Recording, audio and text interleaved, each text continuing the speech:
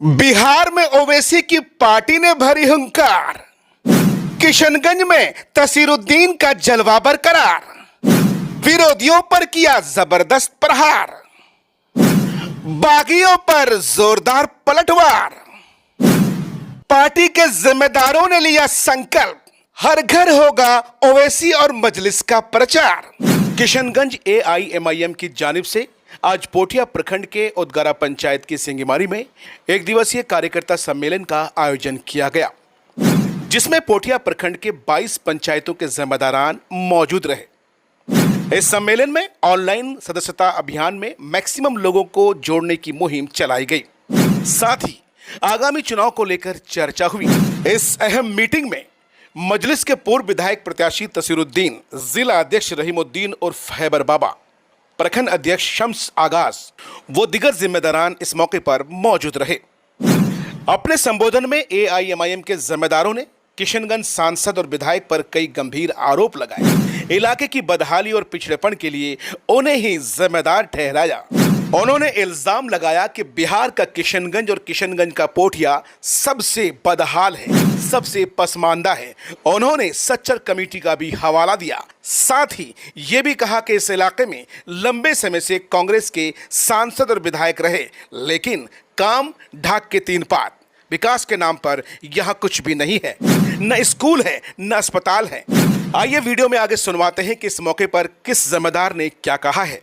कि आप लोग को लगता होगा कि हम लोग इलेक्शन हार जाते हैं, लेकिन एक बात बता दूं कि जो भी हमारे कौम से रिलेटेड मुद्दा है, चाहे वो वक्फ का मसला हो, चाहे वो हिमाचल प्रदेश में मुसलमानों के मस्जिद को तोड़ने का मसला हो, चाहे वो ज़मीन का मसला हो, चाहे और दीगर मसले हो जिसमें मुसलमान से रिलेटेड मसले होते हैं, जिसमें मुसलमानों को सताया जाता है, उसके लिए आवाज़ उठाने वाला अगर कोई पार्टी है तो वो एमआईएम है। तो इसमें कार्यकर्ता को निराश होने की ज़रूरत नहीं है कि हम इलेक्शन हार गए हैं। इसमें आप लोगों को गर्व महसूस करना चाहिए कि आप उस पार्टी का हिस्सा है, आप उस पार्टी को वोट करते हैं, उस पार्टी के लिए मेहनत करते हैं, जो आपकी कौम के मसले मसाइल को हर जगह उठाते हैं। हम लोग पिछले एक हफ्ते से वक्त को लेकर हर जगह पूरे ज़िले में रोड शो कर रहे हैं, मेहनत कर रहे हैं, लेकिन हमारे जो यहाँ के कैंडिडेट हैं डॉक्टर जावेद साहब जो एमपी है और एमएलए जो है कांग्रेस के, उन्होंने अब तक इसके लिए कुछ नहीं किया है।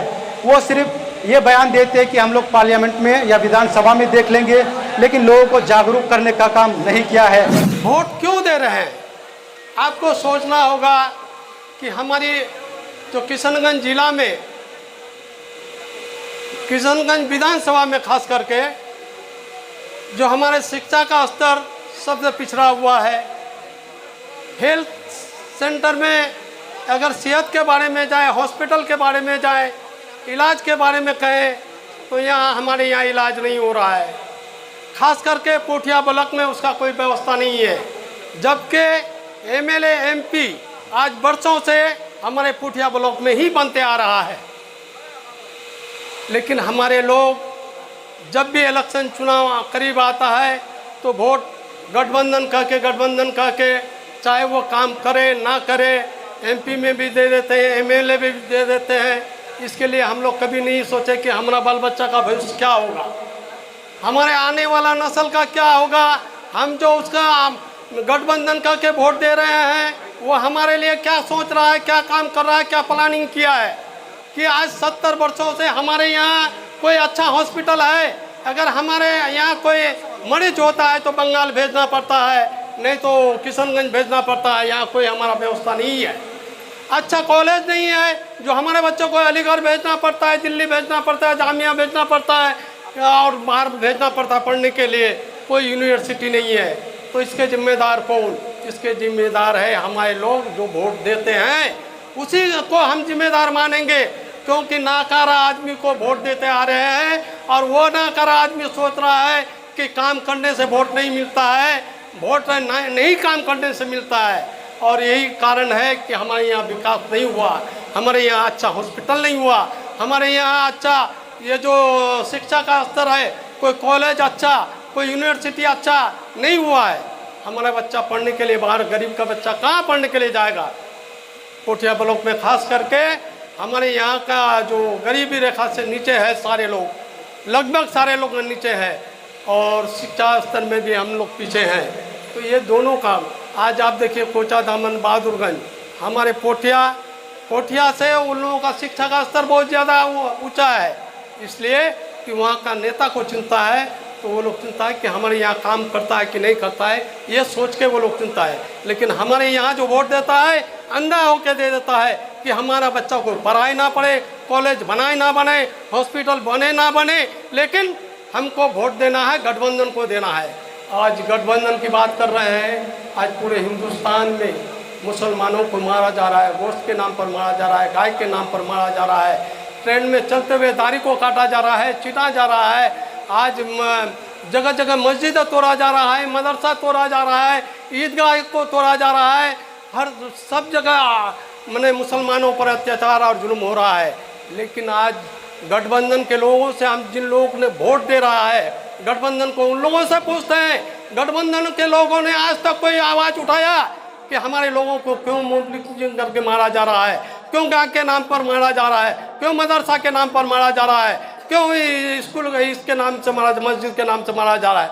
तो दोस्तों कसूरवार हम लोग हैं, हम लोग अंधा होकर वोट दे रहे हैं, क्योंकि हम लोगों को एक ही बात सिखाया है कि गठबंधन को देना है। और ओबीसी को बी टीम कहता है, ओबीसी को बी टीम कहने वाले आज पार्लियामेंट में आपने देखा है, मोबाइल से आप देखे होंगे, मोबाइल में ये करता होंगे, अगर वक्फ बोर्ड के लिए दहाड़ता है आज पार्लियामेंट में तो वो है असदुद्दीन ओवैसी।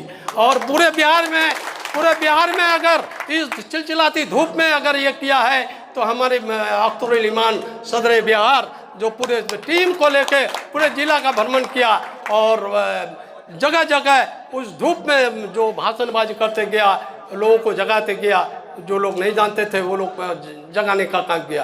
तो दोस्तों आज आपको मेहनत करना है, हम भी आज मेहनत करने में लगे हैं।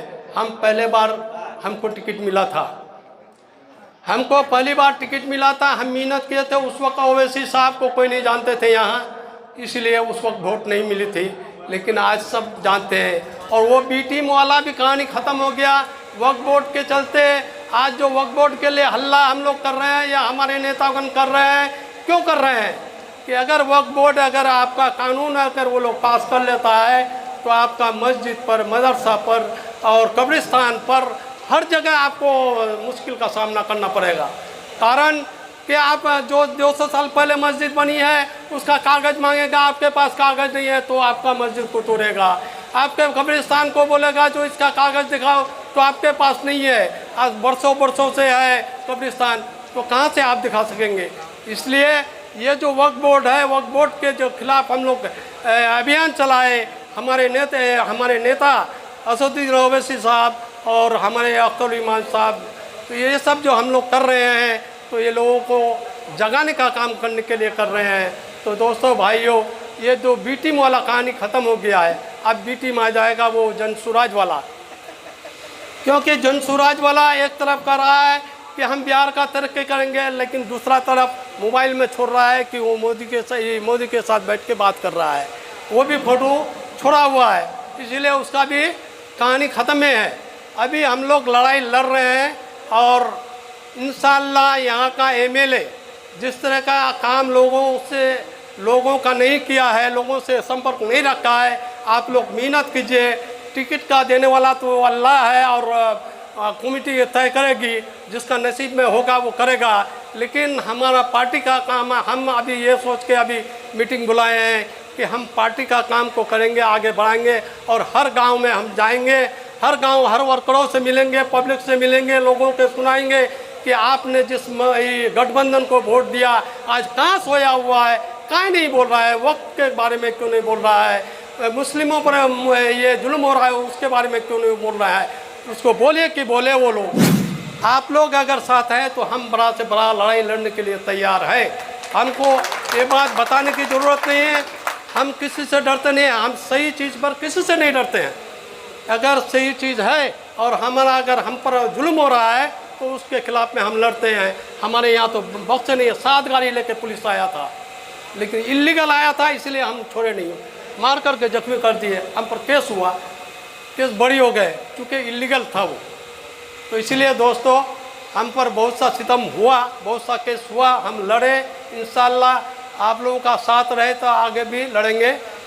इसलिए आप लोगों से गुजारिश है कि मजलिस इत्तेहादुल मुस्लिमीन जो MIM है, हमारे MIM को मजबूत करने के लिए अपने अपने जगह पर आप लोग भी गांव-गांव में समझाएं लोगों को। जो अभी हमारा कौम का जो लड़ाई लड़ रहा है, बैरिस्टर असदुद्दीन लड़ रहा है, इसलिए अगर कोई नहीं देखा है तो उसको मोबाइल से समझाइए, उनको दिखाइए, उनको समझाइए। जो आपके लिए आज एक आदमी लड़ रहा है, सारे जितना भी वो नेता है चुप बैठा हुआ है, कोई मुंह से नहीं निकालता है, लेकिन असदुद्दीन साहब लड़ रहे हैं, अख्तरुल ईमान साहब लड़ रहे हैं। इसीलिए असदुद्दीन और अख्तरुल ईमान का हम लोग साथ देंगे और सारे लोगों को साथ लेंगे। इंशाअल्लाह लोग भी समझ जाएगा अब